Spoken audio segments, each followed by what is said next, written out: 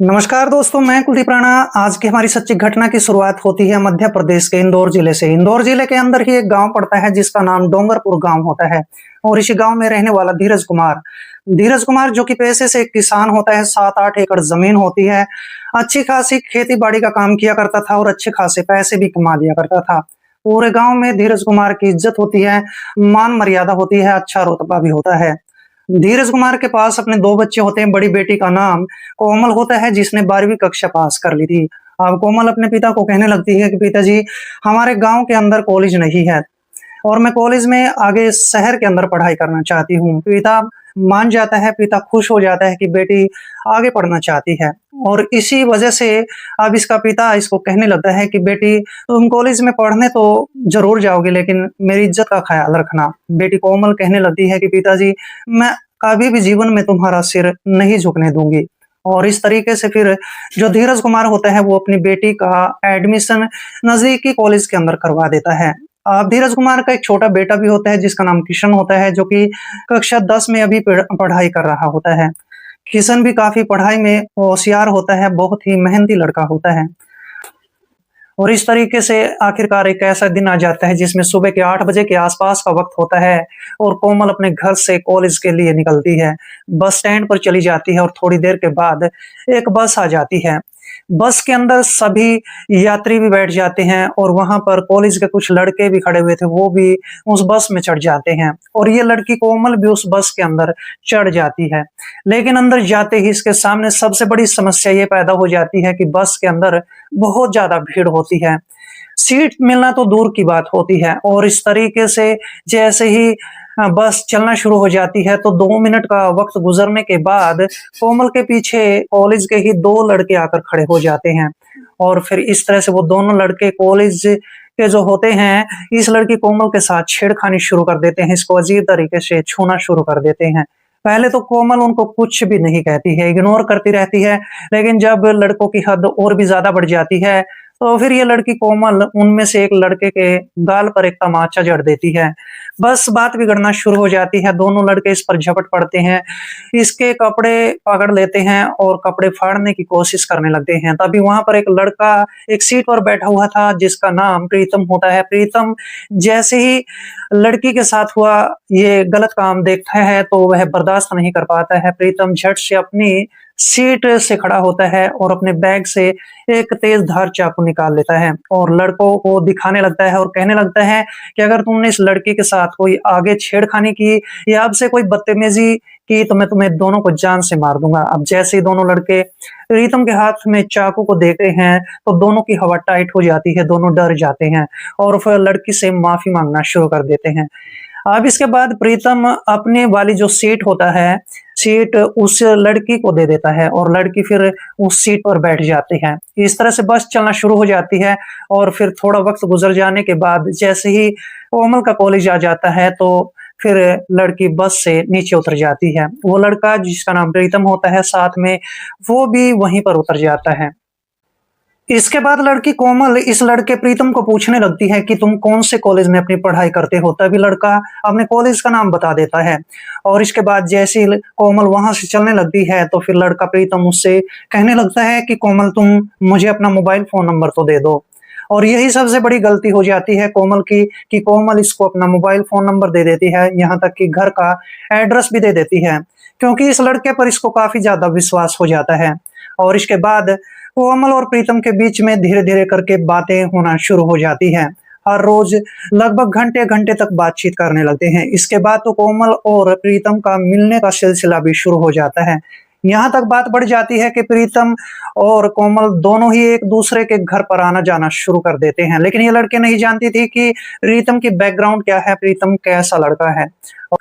इस तरीके से धीरे धीरे वक्त गुजरता चला जाता है। 2 जुलाई 2025 का दिन आ जाता है। शाम के तकरीबन 5 बजे के आसपास का वक्त होता है। धीरज कुमार इस लड़की कोमल के पास फोन कॉल करता है और फोन पर इस लड़की को बताया जाता है कि कोमल, आज मैंने जानबूझकर तुम्हें नहीं बताया था कि आज मेरा जन्मदिन है और तुम्हें मेरे जन्मदिन पर जरूर आना पड़ेगा।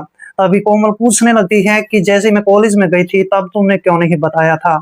इसके बाद लड़का प्रीतम कहने लगता है कि मैं तुम्हें सरप्राइज देना चाहता था और आज मैं चाहता हूँ कि मैं अपना जन्मदिन मनाऊँ और वो भी एक होटल में शानदार तरीके से, अच्छे तरीके से मैं अपना जन्मदिन मनाना चाहता हूँ। मैं तुम्हें उस होटल का एड्रेस भी देता हूँ, जिस होटल में तुम्हें पहुँचना है और फिर 7 बजे के आस-पास हम दोनों ही मिलकर अच्छे तरीके से मेरा जन्मदिन मनाएँगे। लड़की कोमल भी वहाँ पर मान जाती है, लेकिन कोमल नहीं जानती थी कि आज उसके साथ क्या होने वाला है। अब जैसे ही शाम के 7 बजे के आस-पास का समय हो जाता है, तो कोमल अपने पिता को झूठ बोलने पर मजबूर हो जाती है। वह अपने पिता को कहने लगती है कि पिताजी, आज मेरी सहेली का जन्मदिन है, मुझे उसके घर पर ज़रूर जाना है, रात के 9 बजे के आस-पास मैं घर पर लौट आऊँगी। पिता भी मान जाता है और इस तरीके से ये लड़की अपने घर से बाहर निकलती है, ऑटो रिक्शा पकड़ती है और फिर उस होटल के पास पहुँच जाती है, जिस होटल का एड्रेस दिया गया था। अब जैसे ही होटल पर पहुँचती है, तो वहाँ पर जो लड़का होता है प्रीतम इसका इंतज़ार कर रहा होता है। साथ में उसका एक दोस्त भी होता है जिसका नाम विकास कुमार होता है। अब जैसे कोमल वहाँ पर पहुँचती है तो देखती है कि वहाँ पर तो अकेला प्रीतम नहीं होता है, बल्कि एक उसका दोस्त विकास भी होता है। दोनों को देखकर वह पूछने लगती है कि ये दूसरा लड़का कौन है? तभी प्रीतम उसका परिचय विकास के साथ करवा देता है और फिर कहता है कि मैंने होटल में कमरा बुक कर लिया है। वहाँ पर हम मेरा जन्मदिन मनाएँगे और फिर तुम रात के तकरीबन 8 बजे के आस-पास अपने घर निकल जाना। और इस तरह से फिर जो विकास और प्रीतम होते हैं, ये दोनों ही बियर की 6-7 बोतलें खरीदते हैं और फिर एक अच्छा-सा केक भी खरीद लिया जाता है और ये सब करने के बाद ये तीनों होटल के अंदर चले जाते हैं।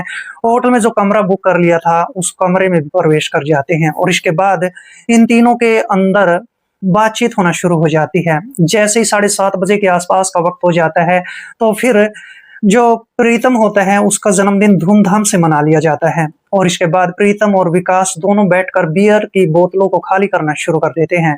जैसे ही 2-2 बियर पी ली जाती हैं, तो दोनों को थोड़ा-थोड़ा नशा हो जाता है और इसके बाद विकास उस लड़की कोमल को भी कहने लगता है कि कोमल, तुम भी आज इसको चेक करके देख देख लो। लेकिन लड़की वहाँ पर मना कर देती है। विकास कहने लगता है कि एक बियर में कुछ भी नहीं होगा, तुम एक बियर तो बड़े आराम से पी सकती हो।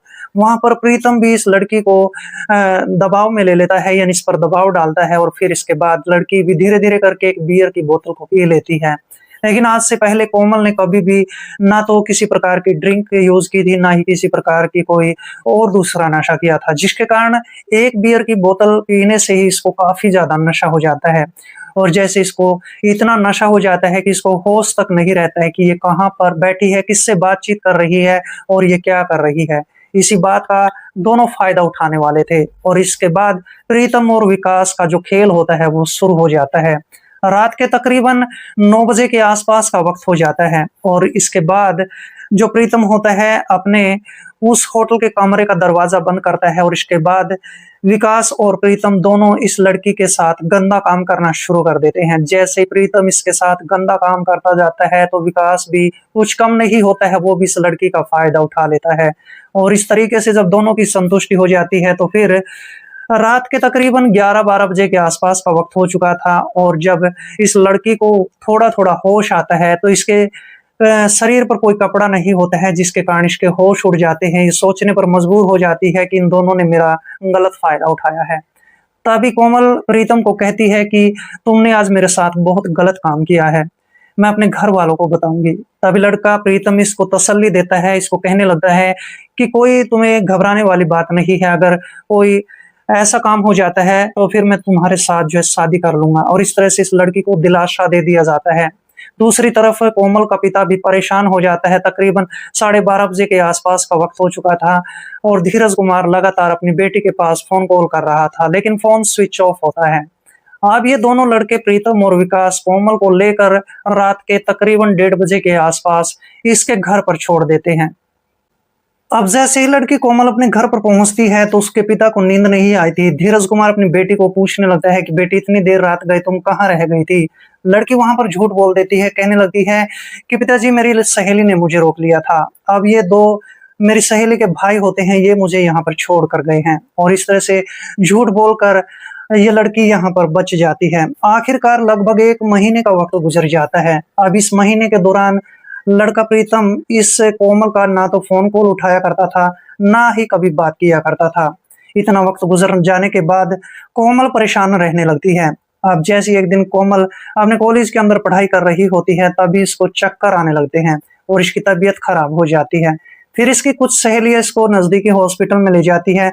वहां पर इसका चेकअप किया जाता है। चेकअप के दौरान पता चलता है कि लड़की तो प्रेग्नेंट है। अब जैसे ही कोमल को ये बात पता चल जाती है तो कोमल अब परेशान हो जाती है और इसके बाद कोमल अपने घर पर आ जाती है। कोमल आज ना तो खाना खाती है और अपने कमरे में जाकर रोना शुरू कर देती है।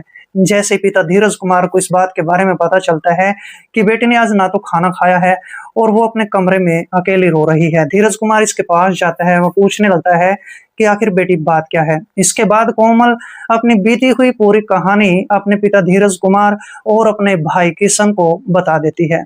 किशन भी सोचने पर मजबूर हो जाता है और कि उसकी बहन ने कितना बड़ा गलत कदम उठाया है। आखिरकार पिता धीरज कुमार अपनी बेटी को दिलासा देता है और कहने लगता है कि बेटी तुम ऐसा करो, कल उसको किसी न किसी तरीके से घर पर बुला लो, बस एक बार मुझे उससे मिलना है। इसके बाद मैं जो है अच्छा ही फैसला लूंगा, तुम्हारे खिलाफ कोई गलत फैसला नहीं लूंगा।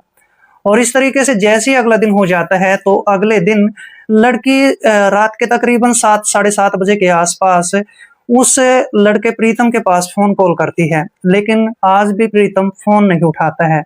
अब इसके बाद जैसी 2-4 बार वो ट्राई की जाती है तो पता नहीं प्रीतम के मन में क्या ख्याल आता है, प्रीतम उसका फोन कॉल उठा लेता है और लड़की आगे से बोलती है कि आज मेरे घर पर कोई नहीं है और मैं चाहती हूँ कि तुम मेरे घर पर आ जाओ और मैं तुम्हारे साथ ये अच्छे तरीके से रात गुजारना चाहती हूँ। अब जैसे प्रीतम को ये बात कही जाती है तो प्रीतम तुरंत खुश हो जाता है।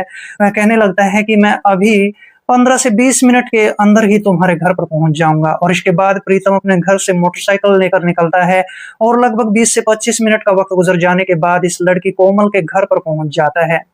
अब कोमल के घर के अंदर सभी अच्छे तरीके से तैयारी करके बैठे हुए थे। अब ये लड़का जैसे ही कोमल के घर के अंदर आ जाता है तो फिर परिवार के तीनों सदस्य घर का दरवाजा बंद कर लेते हैं और इसके बाद इसका जो पिता धीरज कुमार होता है इस लड़के पर टूट पड़ता है और तीनों मिलकर इस पर जो है काबू पा लेते हैं।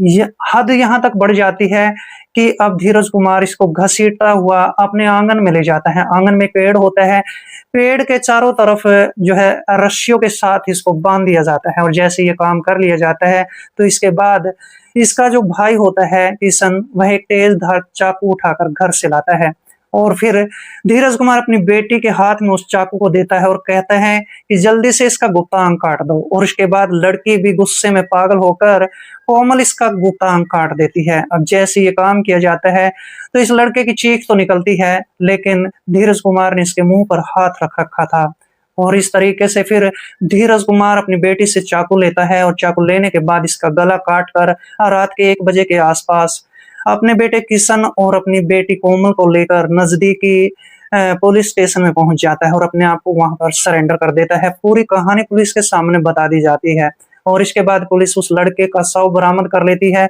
और पूरे परिवार के खिलाफ एक चार्जशीट दायर कर चुकी होती है। ये बात भविष्य के गर्भ में छिपी है कि जज साहब आखिरकार इस पूरे परिवार को क्या सजा सुनाएंगे। क्या दोस्तों धीरज कुमार और उसकी बेटी ने यहाँ पर इस लड़के के खिलाफ जो कदम उठाया था, क्या वो सही था या गलत था? कमेंट बॉक्स में जरूर लिखें। मिलते हैं किसी ऐसी घटना के साथ, तब तक के लिए दोस्तों जय हिंद, वंदे मातरम।